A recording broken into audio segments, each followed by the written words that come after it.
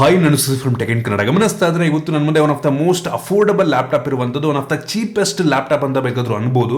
ನೀವೇನಾದರೂ ಸ್ಟೂಡೆಂಟ್ ಆಗಿದ್ದೀರಾ ಅಂತ ಅಂದರೆ, ಅಥವಾ ಬೇಸಿಕ್ ಆಫೀಸ್ ಯೂಸ್ಗೆ ಏನಾದರೂ ಲ್ಯಾಪ್ಟಾಪ್ನ ಹುಡುಕ್ತಾ ಇದ್ದೀರಾ ಅಂತ ಅಂದರೆ, ಮೈಕ್ರೋಸಾಫ್ಟ್ ವರ್ಲ್ಡನ್ನು ಯೂಸ್ ಮಾಡಬೇಕು ಅಂತ ಅಂದರೆ, PPT ಯೂಸ್ ಮಾಡಬೇಕು ಅಂದರೆ, ಅಥವಾ ಮೀಡಿಯಾ ಕನ್ಸಂಪ್ಷನ್ ಮೂವಿ ಗೀವಿ ನೋಡಬೇಕು ಅಂತ ಅಂದರೆ ಅಂಥವ್ರಿಗೆ ಇದು ಹೇಳಿ ಮಾಡಿಸಿರುವಂಥ ಲ್ಯಾಪ್ಟಾಪ್ ಅಂತ ಬೇಕಾದರೂ ಅನ್ಬೋದು. ಈ ಒಂದು ಲ್ಯಾಪ್ಟಾಪ್ ಏನಿದೆ ಇದು ಇನ್ಫಿನಿಕ್ಸ್ ಕಂಪನಿಯ INBook X1 Neo ಅಂತ ಒಂದು ಮಾಡೆಲ್ನ ಹೆಸರು. ಇದು ಒಂದೇ ಒಂದು ವೇರಿಯಂಟಲ್ಲಿ ಲಾಂಚ್ ಆಗಿದೆ. 8GB RAM ಮತ್ತು 256GB SSD ಸ್ಟೋರೇಜು. ಈ ಒಂದು ಲ್ಯಾಪ್ಟಾಪ್ನ ಬೆಲೆ ಕೇವಲ 25,000 ರೂಪಾಯಿ ಇರುವಂಥದ್ದು. ಆಯಿತಾ, ಬ್ಯಾಂಕ್ ಆಫರ್ಲಿ ಇನ್ಕ್ಲೂಡ್ ಮಾಡ್ಕೊಂಡು 24,000 ರೂಪಾಯಿ ಪರ್ಚೇಸ್ ಮಾಡ್ಬೋದು.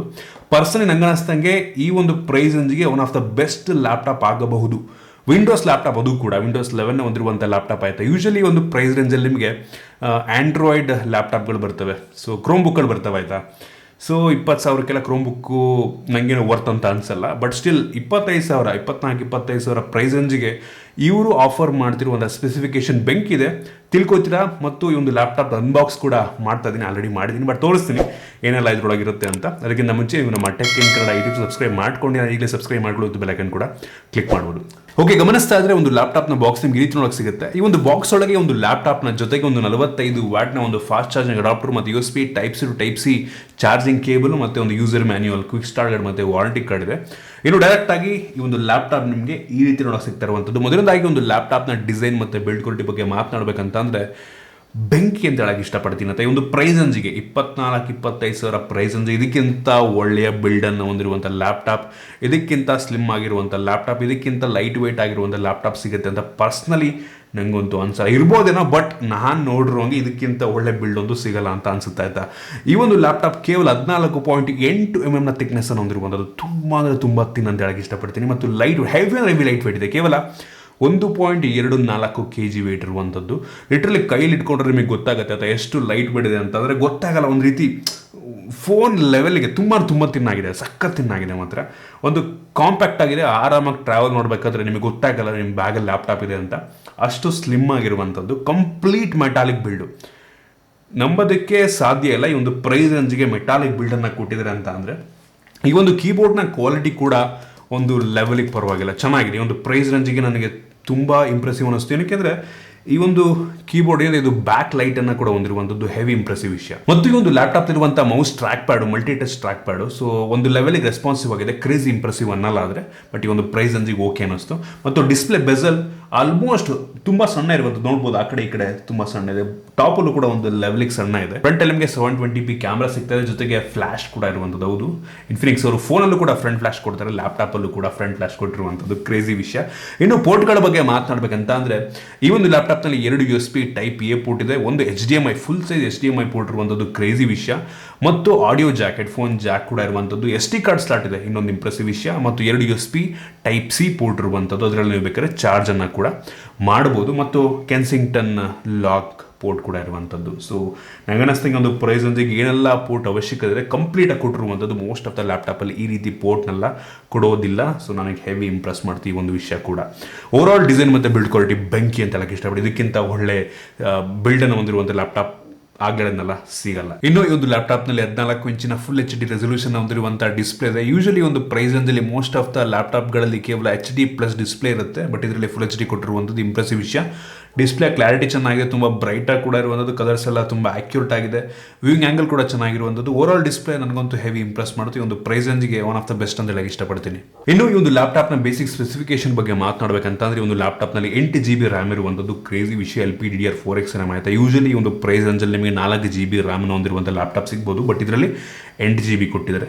ಹೆವಿ ಇಂಪ್ರೆಸ್ ಮಾಡ್ತು. ಮತ್ತು 256GB SSD ಇದೆ ಆಯಿತಾ. ಸೊ ಇದು NVMe PCI 3.0 SSD ಆಯಿತಾ. ಸೊ ಕ್ರೇಜಿ ಫಾಸ್ಟಾಗಿ ರೀಡೋ ರೇಟ್ ಆಗುತ್ತೆ ಒಂದು ಪ್ರೈಸ್ ರೇಂಜಿಗೆ.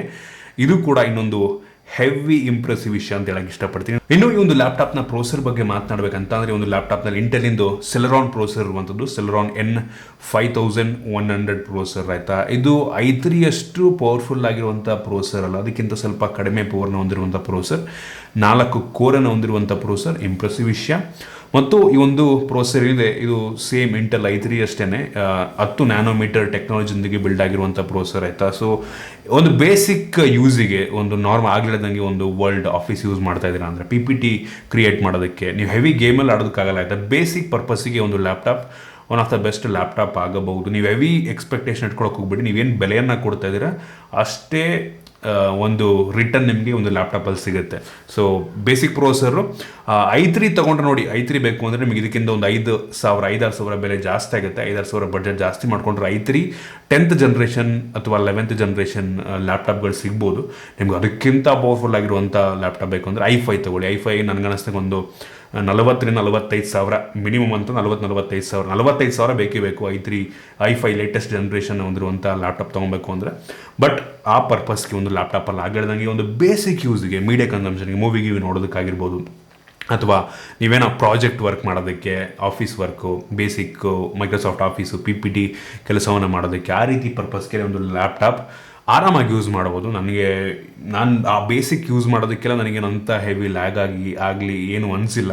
ತುಂಬ ಸ್ಮೂತ್ ಕೆಲಸವನ್ನು ಮಾಡುತ್ತೆ ಮತ್ತು ಬೇಸಿಕ್ ಎಡಿಟಿಂಗ್ನ ಕೂಡ ಮಾಡ್ಕೊಬೋದಾಯ್ತು. ಬಟ್ ಪ್ಲೇಬ್ಯಾಕ್ ಎಲ್ಲ ಸ್ವಲ್ಪ ಲ್ಯಾಗ್ ಆಗುವ ಸಾಧ್ಯತೆ ಇರುತ್ತೆ. ಸೊ ಜಾಸ್ತಿ ಎಕ್ಸ್ಪೆಕ್ಟೇಷನ್ನ ಕೂಡ ಇಟ್ಕೊಳಕ್ಕೆ ಹೋಗ್ಬೇಡಿ. ಪ್ರೊಸೆಸರ್ ಬೇಸಿಕ್ ಯೂಸ್ಗೆ ನಿಮ್ಗೆ ಅನ್ನಿಸ್ದಂಗೆ ಸಾಕು ಆಯಿತಾ. ಫ್ಯೂಚರ್ನಲ್ಲಿ ನೀವು ಒಂದು 2 ವರ್ಷ ಯೂಸ್ ಮಾಡಿದ್ಮೇಲೆ ಆಮೇಲೆ ನಿಮಗೆ ಸ್ಲೋ ಅಂತ ಅನ್ನಿಸ್ಬೋದು ಆಯಿತಾ. ಸದ್ಯಕ್ಕೂ ಅಂತ ಒಂದು ಲ್ಯಾಪ್ಟಾಪ್ ಚೆನ್ನಾಗಿದೆ, ಬೇಸಿಕ್ ಪರ್ಪಸ್ಸಿಗೆ ಆರಾಮಾಗಿ ಯೂಸ್ ಮಾಡ್ಕೊಬೋದು. ಯೂಶಲಿ ನೋಡಿ, ನೀವು ಈ ಪ್ರೈಸ್ ರೇಂಜಲ್ಲಿ ಒಂದು 20,000 ಬಡ್ಜೆಟ್ ಇದ್ದರೆ, 20,000-25,000 ಬಡ್ಜೆಟ್ ಇದ್ದರೆ, ಯೂಶಲಿ ಈ ಪ್ರೈಸ್ ರೇಂಜಲ್ಲಿ ನೀವು ಯಾವುದೇ ಲ್ಯಾಪ್ಟಾಪ್ ತೊಗೊಂಡ್ರೆ ನಿಮಗೊಂದು ಕ್ರೋಮ್ ಬುಕ್ ಸಿಗುತ್ತೆ. ಕ್ರೋಮ್ ಬುಕ್ಕಲ್ಲಿ ಏನೂ ಫೀಚರ್ಸ್ ಇಲ್ಲ, ವಿಂಡೋಸ್ ಅಲ್ಲ, ಅದು ಆ್ಯಂಡ್ರಾಯ್ಡ್ OS. ನಿಮಗೆ ವಿಂಡೋಸಲ್ಲಿ ವಿಂಡೋಸ್ 11 ಅಥವಾ ವಿಂಡೋಸ್ 10 ಹೊಂದಿರುವಂಥ ಲ್ಯಾಪ್ಟಾಪಲ್ಲಿ ಕಡಿಮೆ ಅಂತ ಅಂದರೆ 25,000 ಕೊಡಲೇಬೇಕು ನಾವು. ಅದರಲ್ಲೂ ಎಷ್ಟೋ ನಾನು ಲ್ಯಾಪ್ಟಾಪ್ ನೋಡಿದ್ದೀನಿ ಬರೀ 4 GB ರ್ಯಾಮ್ ಇರುತ್ತೆ. ಸೊ ಇನ್ನೂ ಯಾವುದು ಆಟಮ್ ಪ್ರೊಸೆಸರ್ಲ್ಲಿ ಹಾಕಿರ್ತಾರೆ, ಹಳೆ ಕಾಲದ ಆಟಮ್ ಪ್ರೊಸೆಸರ್ಲ್ಲಿ ಹಾಕಿರ್ತಾರೆ. ಬಟ್ ಇದು ಕೂಡ ಈ ಪ್ರೊಸೆಸರ್ ಇದ್ರೆ ಅಟ್ಲೀಸ್ಟ್ ಒಂದು ಬೇಸಿಕ್ ಕೆಲಸ ಮಾಡೋದಕ್ಕೆ ತೊಂದರೆ ಆಗೋದಿಲ್ಲ. ಇದು ನನ್ನ ಆನೆಸ್ಟ್ ಒಪಿನಿಯನ್ನು.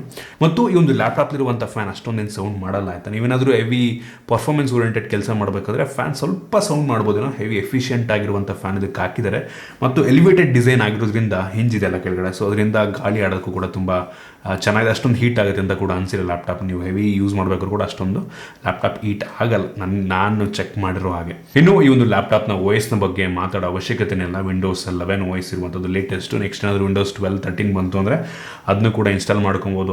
ಅಥವಾ ಇದನ್ನು ನೀವು ಡಿಲೀಟ್ ಮಾಡಿ ಬೇಕಾದ್ರೆ ಉಬುಂಟು ನಿಮ್ಗೆ ಇಷ್ಟ ಬಂದಿದ್ದು OSನ ಬೇಕಾದರೂ ಇನ್ಸ್ಟಾಲ್ ಮಾಡ್ಕೊಬೋದು ಆಯಿತಾ. ಸೊ ಈ ವಿಂಡೋಸ್ 11 OS ತುಂಬ ಸ್ಮೂತ್ ಆಗಿದೆ. ಸೊ ಈ ಒಂದು ಏನು ಸ್ಪೆಸಿಫಿಕೇಷನ್ಗೆ ಸ್ಮೂತಾಗಿ ಕೆಲಸವನ್ನು ಮಾಡ್ತಾಯಿದೆ. ಸದ್ಯಕ್ಕೆ ನೀವು ಹೆವಿ ಅಪ್ಲಿಕೇಶನ್ಲ ಇನ್ಸ್ಟಾಲ್ ಮಾಡ್ಕೊಂಡ್ರಿ ಅಂದರೆ ನಿಮ್ಮ ಡ್ರೈವನ್ನು ನೀವು ಇದರೊಳಗಿರುವಂಥ SSD ಫುಲ್ ತುಂಬೋದ್ರಿ ಅಂತ ಅಂದರೆ ಮೋಸ್ಟ್ಲಿ ಆಮೇಲೆ ಸ್ವಲ್ಪ ಸ್ಲೋ ಆಗೋ ಸಾಧ್ಯತೆ ಇರುತ್ತೆ. ಬಟ್ ಸ್ಟಿಲ್ ಈ ಸದ್ಯಕ್ಕಂತೂ ಒಂದು ಲ್ಯಾಪ್ಟಾಪ್ ಚೆನ್ನಾಗಿ ಕೆಲಸವನ್ನು ಮಾಡ್ತಾ ಇದೆ. ಇನ್ನು ಈ ಒಂದು ಲ್ಯಾಪ್ಟಾಪ್ನ 2 ಸ್ಪೀಕರ್ ಇದೆ ಆಯಿತಾ. ಸ್ಟೀರಿಯೋ ಸ್ಪೀಕರು, ಇದು DTS ಆಡಿಯೋನ ಸಪೋರ್ಟ್ ಮಾಡುತ್ತೆ.